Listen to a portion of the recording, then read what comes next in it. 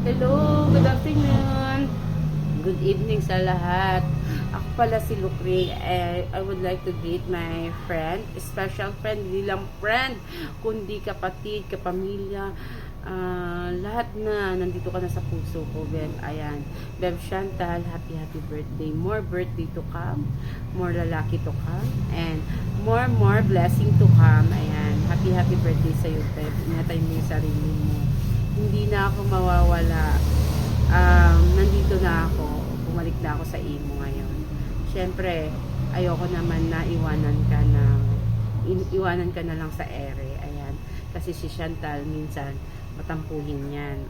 Pero kahit matampuhin yan, mabait yung tao. Wala akong masabi dyan. Pag alam niya nagsisinungaling ka, nagsisinungaling niya.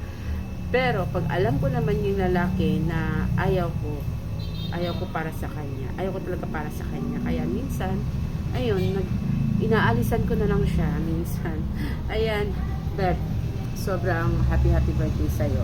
Kaya, ingatan mo yung sarili mo kasi hindi lang ako yung kaibigan mo. Marami kang kaibigan dito sa imo. I know that.